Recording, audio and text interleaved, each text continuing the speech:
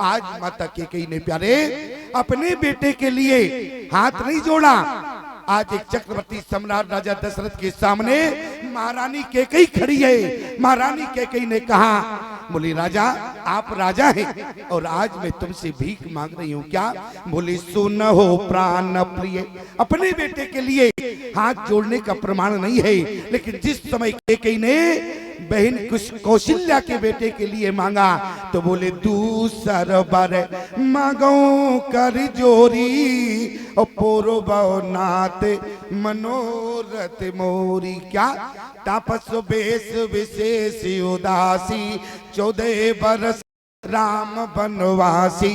कभी आपने विचार किया कैकेयी के 2 वरदानों के पीछे में रहस्य क्या है?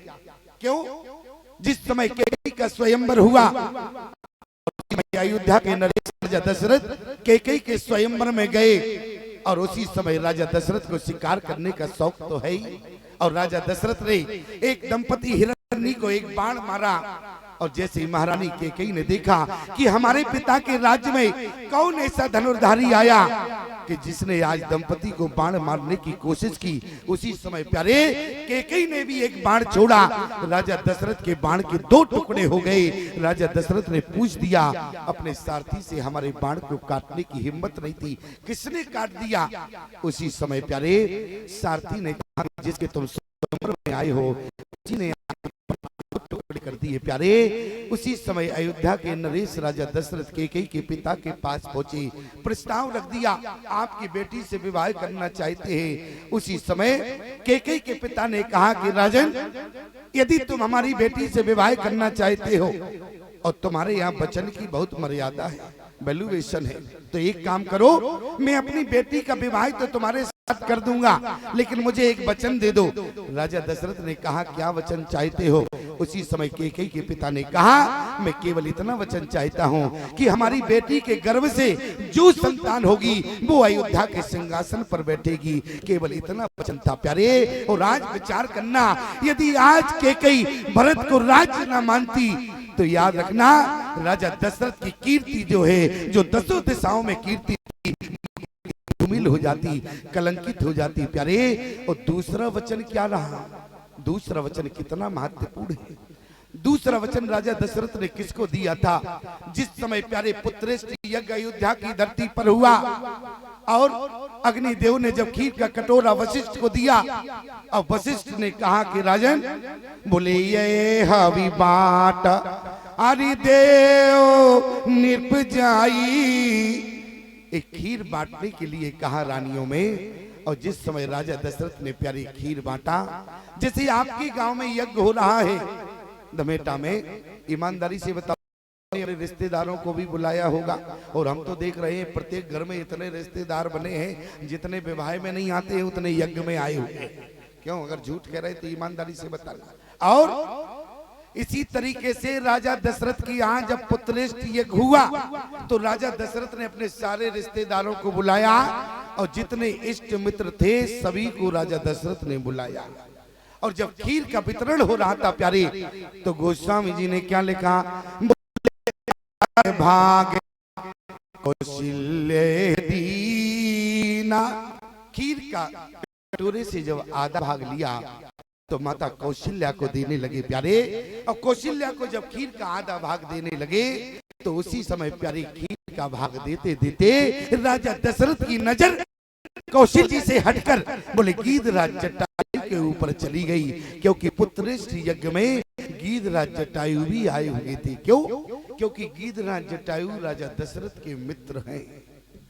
और जब नजर एक मित्र के ऊपर चली गई प्यारे, तो सिद्धांत क्या लगा? बोले जे न मित्र, सिद्धांत बोले जे न मित्र दुख होई दुखारी और तीन ही बिलोकत पातक भारी। निज दुख गिरि समरज कर जाना, मित्र की दुख रज मेरु समाना। आज मित्रता का सिद्धांत क्या कहता है? यदि मित्र मिले तो अपना दुख भूल जावे, लेकिन मित्र मित्र का दुख याद आ गया। राजा दशरथ ने कहा, अरे निसंतान तो ये दशरथ भी है, लेकिन मित्र तुम्हारे जीवन में भी कोई संतान नहीं है, इसलिए खीर का भाग मित्र पहले तुम ले जाओ, तुम्हारे यहाँ भी संतान होगी, हमारे यहाँ भी संतान होगी, दोनों मित्र एक साथ पिता बनेंगे। प्यारे याद रखना, गीधराज जटायु ने कहा कि राजन एक खीर का भाग मुझे दोगे, खीर के भाग से बोले मेरे यहाँ संतान नहीं होगी, गीध के यहाँ तो गीध ही होगा, जिससे समाज का कल्याण नहीं होगा, इसलिए मैं खीर का भाग नहीं चाहता हूँ। राजा दशरथ पीछे पड़ गए, कहा कि मित्र का भाग लेना पड़ेगा। जरा ध्यान देना प्यारे, मित्रता किसे कहते हैं? आज अपना दुख भूल जाए प्यारे और मित्र का दुख याद आ गया। बोले जे न मित्र दुख अरे हो भे दुखारी और तीन ही बिलो तक भारी। आज प्यारे अपना दुख भूल गए राजा दशरथ, मित्र का दुख आ गया, इसी का नाम प्यारी मित्रता है। लेकिन आज हम मित्रता देखते हैं प्यारे, आज मित्रता में स्वार्थ हो गया। आज की मित्रता पान की दुकान से शुरू होती है, आज की मित्रता दारू के ठेके से शुरू होती है। जब तक दारू का नशा रहता है तब तक मित्रता रहती है प्यारे। लेकिन याद रखना, मित्रता में कभी जीवन में स्वार्थ नहीं होना चाहिए। बोले सिद्धांत कहता है यदि मित्र का दुख देखो प्यारे तो अपने दुख को भूल जाओ, लेकिन मित्र का दुख याद रखना। राजा दशरथ ने देखा निसंतान तुम भी हो, इसलिए खीर का भाग पहले तुम ले जाओ। विचार करना प्यारे, पहले जो मित्रता होती थी वो पाठशाला से शुरू होती थी, लेकिन आज की मित्रता पाठशाला से नहीं मधुशाला से शुरू होती है। तो आज की मित्रता ज्यादा दिन नहीं चलती है प्यारे। ईमानदारी से बताओ, भगवान कृष्ण और सुदामा की मित्रता कहां से शुरू हुई? कहां से शुरू हुई? मधुशाला से हुई, पाठशाला से, कन्याकुमारी से, कहां से हुई? अरे भगवान कृष्ण और सुदामा की मित्रता पाठशाला से शुरू हुई। याद रखना प्यारे, मैं केवल एक बात पूछना चाहता हूं कि सुदामा प्रारब्ध से गरीब है या सुदामा जन्म से गरीब है? सुदामा की गरीबी का कारण क्या है प्यारे? सुदामा की गरीबी का कारण क्या है? जिस समय सुदामा भगवान कन्हैया एक गुरुकुल में पढ़ते थे प्यारे, उसी समय जब गुरुकुल में विद्यार्थी पढ़ते हैं तो विद्यार्थियों की ड्यूटी लगाई जाती है। आज तुम्हारी जंगल में लकड़ी काटने की है, आज तुम्हारी भोजन बनाने में है, आज तुम्हारी सफाई करने में है। उसी दिन प्यारे भगवान कन्हैया सुदामा की ड्यूटी जंगल में लकड़ी काटने की थी और गुरु माता ने एक कपड़े में भुंजे हुए चने बांधकर सुदामा को दिए कि सुदामा जंगल में लकड़ी काटते समय यदि विलंब हो जाए तो इन चनों को पा लेना। जाने में चने इतने में दुर्वासा ऋषि का आना हुआ। दुर्वासा ऋषि ने कहा कि मैया भिक्षाम देई, तो गुरु माता ने कहा अभी तो घर में कुछ बना नहीं है। लेकिन उसी समय पहले दुर्वासा ऋषि ने आंख बंद करके देखा तो एक कपड़े में भुंजे हुए चने बंधे रखे थे। दुर्वासा ऋषि बड़े क्रोधी थे। दुर्वासा ऋषि ने आंख बंद करके देखा तो कपड़े में भुंजे हुए चने रखे थे। दुर्वासा ऋषि ने श्राप दे दिया कि मुझे मना कर दिया, इसलिए श्राप है, जो इन चनों को खाएगा पूरे जीवन निर्धन रहेगा। प्यारे दुर्वासा ऋषि का श्राप मिला। सुदामा कन्हैया जंगल में लकड़ी काटने गए। सुदामा ने श्राप को सुन लिया, दुर्वासा ऋषि ने श्राप दिया। सुदामा जिस समय जंगल में पहुंचा, सुदामा केवल दूरी बना रहा था कि भगवान से कुछ दूरी बने और सुदामा चनों को अकेले पा जाए। भगवान तो भगवान है, सब समझ गए प्यारे। उसी समय हमारे कन्हैया ने एक वृक्ष के नीचे लेटकर सोने का नाटक किया। सुदामा ने देखा कि भगवान सो गए। उसी समय सुदामा उसी वृक्ष के पीछे खड़े होकर उन चनों को खाने लगा। प्यारे भगवान की आंख खुली। भगवान ने कहा कि सुदामा मुझे लगता है कि तुम कुछ खा रहे हो। सुदामा ने कहा कि प्रभु मैं कुछ नहीं खा रहा, बोले सर्दी बहुत है, दांत किटकिटा रहे हैं। ध्यान देना प्यारे, लोगों ने कहा कि सुदामा तुम्हें परमात्मा मित्र रूप में प्राप्त हुआ, आज तुमने मित्रता में छल कर दिया, तुमने मित्रता में भगवान से झूठ बोल दिया। प्यारे आज सुदामा ने कहा, दुनिया के लोगों तुम ही बताओ, दुर्वासा ऋषि का श्राप था, जो इन चनों को खाएगा पूरे जीवन निर्धन रहेगा। अरे देने वाला तो परमात्मा होता है, यदि देने वाला परमात्मा ही गरीब हो जाता तो अपने भक्तों को कहां से देता प्यारे। इसलिए आज सुदामा ने कन्हैया से झूठ बोल दिया। लेकिन याद रखना प्यारे, मित्रता क्या है? बोले जे न मित्र दो को अरे होवे दुकारी, और तीन ही बिलोकत पातक बारी, निज दुख गिरि समझ कर जाना, मित्र के दुख रजो मेरो समाना। बोले अपना दुख भूल जावे, मित्र का दुख याद आ जावे प्यारी, इसी का नाम मित्रता है। मित्रता में जीवन में कभी स्वार्थ नहीं होना चाहिए। क्यों? लेकिन हम समाज में देखते हैं आज लोग मित्र बनाते हैं तो बड़े स्वार्थ से बनाते हैं। अरे मित्रता की तो छोड़ो, यदि आज समाज में लोग गुरु भी बनाते हैं तो स्वार्थ से बनाते हैं। आज लोग देखते हैं कि महाराज जी कहाँ से आए? बोले अयोध्या से आए। अरे तब तो हम आपकी दीक्षा लेना चाहते। लोग पीछे पड़ जाते हैं, महाराज जी कहाँ से आए? बोले चित्रकूट से आए। अरे तो आपकी दीक्षा लेंगे। अरे भले आदमी इतनी जल्दी क्यों लोगे? अरे क्यों? क्योंकि स्वार्थ रखा हुआ है। लोग सोचते हैं कम से कम चित्रकूट जाएंगे तो बढ़िया रहने को कमरा मिलेगा, अयोध्या जाएंगे तो कम से कम वहां बढ़िया कमरा मिलेगा। गुरुजी कहाँ से आए? बोले अयोध्या वाले गुरुजी हैं, चित्रकूट वाले गुरुजी हैं। लेकिन याद रखना प्यारे, गुरु बनाने में कभी स्वार्थ नहीं होना चाहिए। लेकिन आज समाज में लोग गुरु भी बनाते हैं तो स्वार्थ से बनाते हैं। एक जगह हम कथा करने गए, एक व्यक्ति हमारे इतने पीछे पड़ गया, इतना पीछे पड़ गया, बोले स्वामी जी हम आपकी ही दीक्षा लेंगे। हमने कहा भले आदमी, अरे इतनी जल्दी क्यों दीक्षा लोगे? अरे कम से कम हम तुम्हारे यहाँ पहली बार आए, तुम ठीक से हमको जानो, हम तुमको जाने, इसके बाद में दीक्षा की बात करना। बोले नहीं नहीं नहीं, आपको दीक्षा देना पड़ेगा। हमने कहा ये बताओ इतने पीछे क्यों पड़े हो, क्या बात है, बात बताओ। तो बोले स्वामी जी क्या बतावे, हमारे गांव में गुंडे बहुत हैं। हमने कहा गुंडे बहुत हैं तो हम क्या गुंडों से लड़ने जाएंगे क्या? क्यों? यदि गुंडे बहुत हैं तो हम क्या गुंडों से लड़ने जाएंगे क्या? बोले नहीं आपको दीक्षा देना पड़ेगा। हमने कहा बात क्या है, पूरी बात बताओ। बोले क्या बतावे स्वामी जी, हमारा बहुत छोटा धंधा है। हमने कहा धंधा क्या करते हो? बोले केवल पान की दुकान है। हमने कहा पान की दुकान का कहीं छोटा धंधा होता है? 10 रुपए का पान बिकता है, 2 रुपए का सामान लगता है, कहीं छोटा होता है? चलो खैर ठीक है, दुकान छोटी होती है लेकिन धंधा छोटा नहीं होता है। धंधा कोई भी हो। हमने कहा कोई बात नहीं बेटा, पान की दुकान करते हो, अच्छी बात।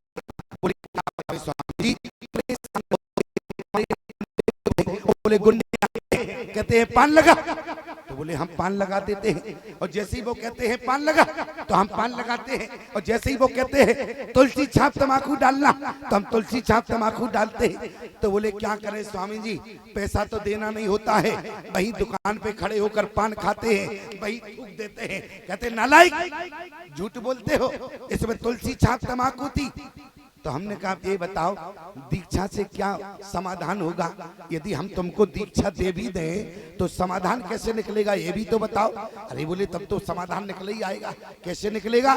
बोले जब हम आपकी दीक्षा ले लेंगे तो क्यों? बोले आपकी कथा से लोग प्रभावित है, और जब हम आपकी दीक्षा ले लेंगे तो आपका एक फोटो लेंगे तो दुकान में लगा देंगे। हमने कहा ये भी अच्छी बात है। बोले जब गुंडा आएगा, गुंडा कहेगा पान लगा तो हम पान लगाएंगे, और जैसे ही वो कहेगा तुलसी छाप तमाकू डालना तो हम तुलसी छाप तमाकू डालेंगे। और जैसे ही वो कहेगा नालायक झूठ बोलते हो, इसमें तुलसी छाप है, तो हम उसे विश्वास दिलाएंगे। हमने कहा भले आदमी कैसे विश्वास दिलाओगे? बोले गुरु कसम तुलसी छाप, गुरु कसम 365। हमने कहा भले आदमी हम ही को दांव पे लगा दोगे इसलिए दीक्षा लोगे? अरे स्वार्थ की बात हुई कि नहीं हुई? ईमानदारी से बताना, ये स्वार्थ है। और गुरु बनाने में कभी स्वार्थ नहीं होना चाहिए। अच्छा एक जगह तो और बड़ी विडंबना हो गई, एक जगह और विडंबना थी। क्या? जैसे मान लो हमें कहीं दूर जाना होता है और रात्रि में कहीं हमारा पायलट थक जाता है तो हम कहीं ना कहीं विश्राम करते हैं। तो क्या हुआ, हमको राजस्थान जाना था, छत्तीसगढ़ से आ रहे थे और अपने एक चेला के यहाँ पहुंच गए। और जैसे ही चेला के यहाँ पहुंचे, संध्या काल का समय था। अब भोजन पानी तो हमारे सामने नहीं आया, पति पत्नी ने झगड़ा और शुरू कर दिया। हमने कहा कहां से कहां इनके यहाँ आ गए, लगता है ये लोग बाबा को बवाल समझते हैं। क्यों लोग बाबाओं को बवाल समझते हैं, लेकिन ध्यान देना प्यारे, बाबा बवाल नहीं हुआ करते। मैं आपसे निवेदन करूं, जिस घर में बाबा पहुंच जाते हैं प्यारे, उस घर में सारी समस्याओं का समाधान हो जाता है। याद रखना, आज जैसे ही मैं उस घर में पहुंचा तो भोजन पानी तो सामने नहीं आया, पति पत्नी में झगड़ा और शुरू हो गया। हमने कहा क्या बात है, हमने शिष्य को नीचे भेजा, हमने कहा जाओ देखो दोनों में झगड़ा क्यों हो रहा। ऊपर से आया, बोले पता नहीं स्वामी, झगड़ तो दोनों रहे लेकिन बात समझ में नहीं आ रही। हमने कहा बेटा 10:30 बज गया है, अब एक काम करो, दरवाजा बंद करो। हम ऊपर की बिल्डिंग में रुके हुए थे, वो लोग नीचे रहते थे। हमने कहा बेटा 10:30 बज गया, दरवाजा बंद करो। अब ये समझना कि आज एकादशी है। क्यों, अब भोजन पानी नहीं आया तो कोई बात नहीं, ये समझ लो कि एकादशी है। अब जैसे ही पति पत्नी को एरा मिला, अरे यहाँ तो महात्मा ने दरवाजा ही बंद कर लिया, तो झगड़ते झगड़ते ऊपर आ गए। और जैसे ही ऊपर आए, दरवाजा बजाया, बोले दरवाजा खोलो। और जैसे ही हमने दरवाजा खोला, हमने कहा क्यों क्यों झगड़ रहे हो? अच्छा मैं तुम्हारे यहाँ ठहरने आ गया, तुम्हें झगड़ना चाहिए? अरे बोले स्वामी जी क्या बतावे, बहुत बड़ी समस्या है। हमने कहा समस्या क्या है? पत्नी बोली स्वामी जी ये आपका शिष्य है, हमारा पति, अब बहुत झूठ बोलता है। हमने कहा क्यों? अरे दीक्षा लेने के बाद झूठ नहीं बोला जाता, तुम झूठ क्यों बोलते हो? पत्नी बोली स्वामी जी क्या बतावे, इतना झूठ बोलता है, इतना झूठ बोलता है। हमने कहा क्यों, झूठ क्यों बोलते हो? आज के बाद कभी झूठ नहीं बोलना। बोला स्वामी जी हम क्यों झूठ बोलते हैं, यही सबसे ज्यादा झूठ बोलती है। हमने कहा क्यों, तुम भी झूठ बोलती हो? पत्नी ने कहा नहीं स्वामी जी हम झूठ नहीं बोलते, यही सबसे ज्यादा झूठ बोलता है। हमारे ही सामने झगड़ा शुरू हो गया, हमने दोनों को डांट दिया, देखो झगड़ा मत करो, आज के बाद झूठ मत बोलना, जाओ अब हमें भी सोने दो और तुम भी सोना। लेकिन पत्नी बोली स्वामी जी हमको विश्वास नहीं हुआ। हमने कहा तो विश्वास कैसे होगा? बोले आपकी सौगंध खा जावे तो विश्वास हो जाएगा। हमने कहा हमारी क्यों खा जावे, क्यों हमारी सौगंध क्यों खावे? अरे तुमको विश्वास नहीं है, सौगंध हमारी खावे, अरे तुम्हारी खावे, तुम्हारे बच्चों की खावे। क्यों प्यारे, तुम्हारे खानदान की सौगंध खावे, हमारी सौगंध खाने से क्या विश्वास होगा? पत्नी बोली स्वामी जी आपकी सौगंध इसलिए कह रहे हैं, आपकी सौगंध खा जाएं, अब हमारे तो छोटे छोटे बच्चे हैं, तुम्हारे कौन आगे पीछे रोने वाला है? अच्छा बताओ, ऐसे चेला मिले तो गुरु का कहीं कल्याण होगा? ऐसे यदि चेला मिले तो गुरु का कहीं कल्याण होगा? हमने कहा बेटा पत्नी को विश्वास कसम से होगा, लेकिन कोई बात नहीं, तुम आज गुरु की भी कसम खा जाओ, लेकिन कम से कम तुम्हारी पत्नी को विश्वास तो हो जाए। तुरंत उसका पति बोला जो हमारा शिष्य था, बोले स्वामी जी आपके चरणों की सौगंध खाता हूँ, आज के बाद कभी झूठ नहीं बोलूंगा, यदि मैं झूठ बोलूं तो मैं उसी दिन अपने प्राण त्याग दूंगा। हमने कहा बेटा इतनी बड़ी सौगंध खाने की जरूरत नहीं थी। अब वो कहने लगा, बोले स्वामी जी अब इनसे भी कहो ये भी सौगंध खावे। पत्नी बोली हमने मना कब किया है सौगंध खाने से, अभी खा जाएंगे। तो कहा कि जल्दी से तुम भी स्वामी जी की सौगंध खाओ। पत्नी बोली स्वामी जी आपके चरणों की सौगंध खाती हूँ, आज के बाद कभी झूठ नहीं बोलूंगी, यदि झूठ बोलूं तो मैं उसी दिन विधवा हो जाऊंगी। अब ईमानदारी से बताओ समाधान हुआ कि व्यवधान हो गया और बवाल पैदा हो गया? लेकिन जरा ध्यान देना, गुरु बनाने में कभी स्वार्थ नहीं होना चाहिए, मित्रता में कभी स्वार्थ नहीं होना चाहिए। आज राजा दशरथ ने क्या कहा, बोले जे न मित्र दुख हरि होवे दुखारी, और तीन ही बिलोकत पातक भारी, निज दुख गिरि सम रज कर जाना, मित्र के दुख रजो मेरो समाना। राजा दशरथ ने कहा कि जटायु तुम्हें खीर का भाग लेना पड़ेगा। जटायु ने कहा कि राजन आखिर में आप मुझे खीर का भाग देना क्यों चाहते हो? उसी समय गीधराज जटायु ने कहा कि राजन मैं खीर का भाग नहीं चाहता, यदि मुझे देना ही चाहते हो तो खीर के भाग की बजाय यदि आप मुझे वचन दे दें तो आपकी अति कृपा होगी। क्यों? क्योंकि आपके यहाँ रघुकुल में वचन की बहुत ज्यादा मर्यादा है। प्रमाण बोले रगी कोलोरीता अरे सदा चली आई और प्राण जाए बरा वचन न जाए, इसलिए मैं केवल वचन चाहता हूँ। उसी समय राजा दशरथ ने कहा जटायु क्या वचन चाहते हो? तो गीधराज जटायु ने कहा कि राजन मैं केवल इतना वचन चाहता हूँ कि जो आपके हाथ में खीर का भाग है, आपके हाथ में जो खीर का भाग है, जो खीर का भाग आप मुझे दे रहे थे, मुझे केवल इतना वचन दे दो, ये आप जो खीर का भाग जिस रानी के दोगे, उस रानी के गर्भ से जो संतान होगी वो तुम्हारी अंतिम क्रिया नहीं बल्कि जटायु की अंतिम क्रिया करेगा। मैं केवल इतना वचन चाहता हूँ प्यारी।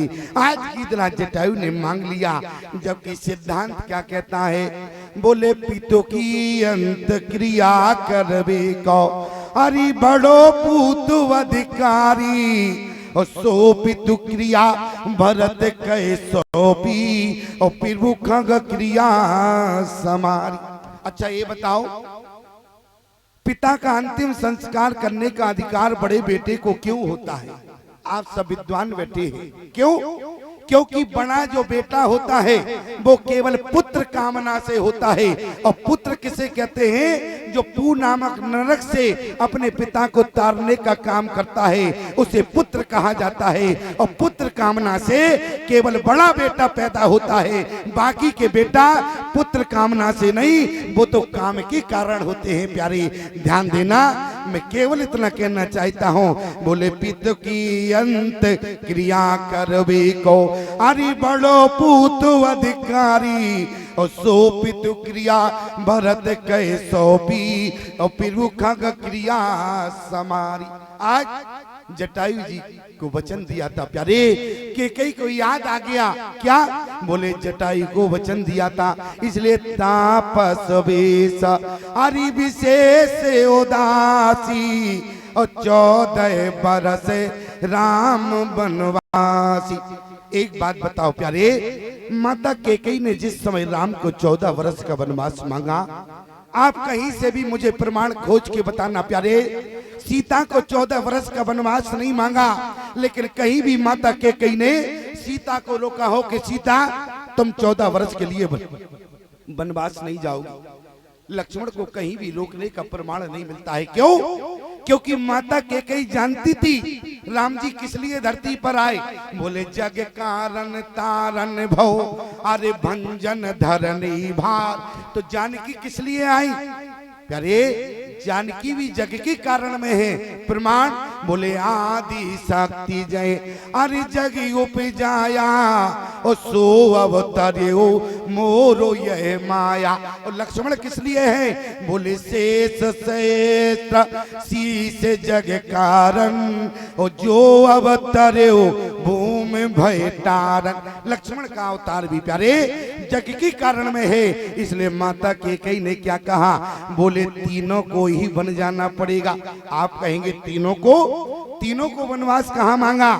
जरा ध्यान देना प्यारे, जो पढ़े लिखे यहाँ पर बैठे हैं, जिन्होंने ठीक से पढ़ा है, उपसर्ग और प्रत्यय पढ़े होंगे प्यारे। बोले तापस वेश अरि विशेष। यदि हम विशेष से बी को अलग करेंगे तो विशेष तौर से कौन जाएगा? शेष। और वहाँ उदासी है, यदि हम उदासी से ऊ को अलग करें तो शेष के साथ लगा देंगे। क्या होगा? विशेष तौर से शेषऊ जाएगा और दासी जाएगी। दासी कौन है? बोले तो भगवान अरि सकली गोरवासी और करहो मोहे रघुपति की दासी। माता जानकी कौन? बोले माता जानकी ने कहा है स्वयं तो भगवान सकल गुरुवासी करो मोहि रघुपति की दासी। इसलिए याद रखना प्यारे, आज कैकेयी ने कहा तीनों को जाना पड़ेगा, तीन ही जग के कारण में आए हैं। इसलिए कहीं किसी शास्त्र में प्रमाण नहीं है कि कैकेयी ने लक्ष्मण को रोका हो, कि कहीं भी प्यारे सीता को रोका हो। क्यों? क्योंकि तीनों जग के कारण में आए हैं और तीनों को जाना पड़ेगा। तभी धरती का भार कम होगा प्यारे। इसलिए माता केकई ने क्या कहा, बोले तापस वेश हरि विशेष उदासी और 14 बरस राम वनवासी। याद रखना प्यारे, आज लोगों ने केकई को इतना अपयश दे दिया है। क्या भारतीय सनातन धर्म की किसी नारी ने अपनी बेटी का नाम केकई नहीं रखा। लोग कहते हैं कि स्वामी जी, यदि केकई का चरित्र समाज में इतना वंदनीय है तो भारतीय नारी ने आज तक अपनी बेटी का नाम केकई क्यों नहीं रखा।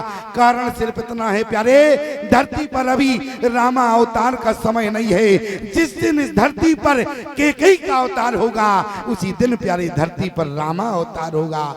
अभी समय रामा अवतार का नहीं है। और मैं आपसे निवेदन करूं, एक तो दशरथ जी पिता की भूमिका में है, केकई माँ की भूमिका में है। लेकिन ईमानदारी से बताओ, यदि 2 महीने का बालक भी हो तो पिता आज तक नहीं समझ पाता है बालक के रोने का कारण क्या है। लेकिन माँ जानती है कि भूख के कारण रो रहा है या इसको इस समय बाहर घूमना है। प्यारे, माँ केकई समझ गई कि जग के कारण में 3 आए हैं, 3 को ही जानना पड़ेगा प्यारे। और माँ केकई को समझने के लिए माँ बनना पड़ेगा। ध्यान देना, माँ के आंचल ने हर युग में भगवान को भी पाला है। माँ के चरणों में जन्नत है, हरि गिरिजा और शिवाला है। माँ हिमगिर जैसी ऊंचाई, माँ सागर जैसी गहराई, संसार में जितनी खुशियाँ है माँ की आंचल से आई। याद रखना प्यारे, माँ के बारे में यदि दर्जा हम जानना चाहें, जिस समय भरत कौशल्या के पास गए, कौशल्या से भरत ने कहा कि मैया आप राम को जन्म देने वाली माँ थी, आप यदि चाहती तो भैया को 14 वर्ष का वनवास जाने से रोक सकती थी। कौशल्या ने कहा कि भरत, मैंने राम को रोकने का प्रयास किया, प्रमाण क्या है? बोले जो केवल पीतु आयुष ताता और तो जन जाओ जानी बड़ी माता। माँ बड़ी हुआ करती है, जन्म देने वाली माँ का अधिकार बड़ा होता है। याद रखना प्यारे, वाल्मीकि जी से जिस समय पूछा गया, आपकी रामायण में रामचरित्र भी है, सीता का चरित्र भी है, लेकिन दोनों के चरित्रों में तो वाल्मीकि जी ने कहा सीता या चरित्र महान। क्यों? क्या राम जी का चरित्र क्या कमजोर है क्या? सीता का चरित्र के आगे तो जरा ध्यान से सुनना प्यारे। जिस समय माता जानकी को वनवास दोबारा हुआ और वाल्मीकि आश्रम में पहुंची, वहां देवियों ने पूछ दिया कि देवी, पहले भी तुम्हें हमने कभी इस आश्रम में देखा है? जानकी ने कहा कि बिल्कुल देखा होगा। क्यों? क्योंकि मेरे पति को 14 वर्ष का वनवास हुआ था। उस समय में अपने पति के साथ 14 वर्ष के वनवास में साथ आई थी, पति देवर के साथ थी। लेकिन उन महिलाओं ने पूछ दिया, उस समय तुम्हारे पति को वनवास हुआ, जानकी तो तुम साथ में थी, लेकिन आज किसको वनवास हुआ? जानकी ने कहा कि आज तो वनवास केवल मुझे हुआ है। उन महिलाओं ने कहा, देवी, यदि आज तुम्हें वनवास हुआ है, जरा विचार करना प्यारे। जिस समय विवाह होता है और प्यारे उसी समय एक शास्त्री के द्वारा आप मंडप के नीचे बैठकर 7-5 वचन सुनते हो। ईमानदारी से बताना, क्या पत्नी का ही धर्म होता है धर्म का पालन करना? क्या पति का कोई धर्म नहीं होता है? बोले राम जी गए थे वन, अरे एक बार जीवन में, और जानकी गई थी वन 2-2 बार जीवन में। याद रखना प्यारे, राम हो या रावण हो, अरे बलि चाहे बामन हो, और शेष अपयस सब जग में रहेंगे। और जब जब चर्चा चलेगी सीता राम जी की, सियाजू की महिमा में तृण के सम बहेंगे। क्यों? आगे आगे राम चले, अरे पीछे पीछे सीए चली। लेकिन अब आगे आगे सीए राम पीछे ही रहेंगे। अरे राम सीता कोई ना कहेगो, और सीता राम सब ही कहेंगे। ईमानदारी से बताओ, किसी ने आज तक भैया राम सीता किसी ने आज तक धोखे से भी कहा हो? याद रखना। लेकिन क्या कहते हैं? सीता राम सब कहते हैं। कारण क्या है? राम जी गए थे बन, अरे एक बार जीवन में, और जानकी गई थी बन दो बार जीवन में। याद रखना प्यारे, आज जिस समय भरत ने कहा कि मैया आपने राम को रोकने का प्रयास क्यों नहीं किया, कौशल्या ने कहा कि भरत रोकने का प्रयास तो किया।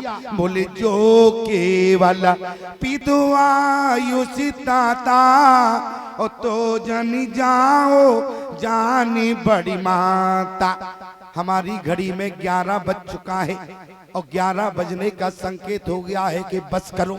अब बस तो हम करने वाले हैं, अब बस और ठेला बाद में करेंगे, लेकिन 2 मिनट की बात को सुनना पड़ेगा, क्योंकि हमारे बाद में सागर की भूमि से आए हुए श्री विपिन कुमार बिहारी जी भी बैठे हैं। आप सबको उनकी वाणी को भी श्रवण करना है। बड़े भाग्यशाली हैं आप सभी लोग। अन्यान व्यासों के द्वारा बड़ी सुंदर भावपूर्ण चर्चा को आपको सुनने का सौभाग्य मिल रहा है। लेकिन एक बात का ध्यान देना, कल यज्ञ की पूर्ण आहुति है, और ठीक 11 बजे यज्ञ की पूर्ण आहुति होगी। सभी लोग यज्ञ की पूर्ण आहुति में पधारे। क्यों? यदि आप यज्ञ के जजमान न बन सके प्यारे, लेकिन जो यज्ञ की पूर्ण आहुति में शामिल हो जाता है, उसे यज्ञ के जजमान बनने का भी पूरा फल मिलता है प्यारे, पूरा यज्ञ करने का फल मिलता है। इसलिए सभी लोग पधारे। जरा हमारी बात, अंतिम बात का ध्यान देना। आज कौशल्या ने कहा कि भरत मैंने रोकने का प्रयास किया, लेकिन जिस समय राम ने कहा कि मैया की भी आज्ञा है कैकेयी की, तो आज मैं कैसे रोक देती भरत? जरा विचार करना। आज माता कौशल्या ने कहा कि भरत जिसके राम को मैंने जीवन भर संस्कार दिया, क्या मैं आज उसी संस्कार का गला दबा देती? भरत ने कहा कि मैया कौन सा संस्कार दिया? माता कौशल्या ने कहा कि भरत जिस समय राम ने मुझे पहली बार तोतली भाषा में कहा कि मैया, तो मैंने राम के मुख पर हाथ रख दिया। बोले कहे मोहे न मैया, अरे कहो मोहे न मैया, मैया में भरत की बलैया ले ओ भैया, तेरी मैया है के। इसलिए आज जब राम ने कहा कि माँ की भी आज्ञा है, तो मैं कैसे रोकती? मुझे कहना पड़ा, जो पितुमात कहू बन जाना, तो कानन सत अवध समाना। कैकेयी पर दोष मत लगाना प्यारे। चित्रकूट की धरती पर राम जी ने कह दिया, दोष दे जननी जड़ते ही, जिन गुरु साधु सवा नहीं से ही। नाम क्या लिए है? बोले जिन गुरु साधु, जिन गुरु साधु अरे सवा नहीं से ही। जिन्होंने गुरु के द्वारा सत्संग नहीं मिला, जिन्होंने साधुओं के द्वारा हमारे चरित्र को श्रवण नहीं किया, वो माता कैकेयी को दोष देंगे। जरा विचार करना। गोस्वामी जी ने तो यहाँ तक लिख दिया है कि बोले काई कोमति, बोले काई कोमति अरे कैकेयी केरी, अपरी जा सुफल विपत्ति घनेरी। कैकेयी की मति को काई कहा गया है। और काई में विशेषता क्या होती है? काई में विशेषता होती है, जिस तालाब के जल पर काई पड़ी होती है, उस जिस तालाब के जल पर काई होती है, अंदर का जल निर्मल होता है प्यारी। क्यों? क्योंकि समाज के कचरे को काई अपने ऊपर ले लेती है, लेकिन अंदर के जल को निर्मल बना देती है। इसी प्रकार से प्यारे, कैकेयी की मति को काई कहा गया। कैकेयी ने कहा कि राम, तुम्हारे चरित्र को मैं निर्मल बना दूंगी, भले ही समाज के अपयश को मैं स्वीकार कर लूंगी, लेकिन तुम्हारे चरित्र को मैं निर्मल बना दूंगी। याद रखना प्यारे, कैकेयी पर दोष जीवन में मत देना। कैकेयी समाज में वंदनीय है,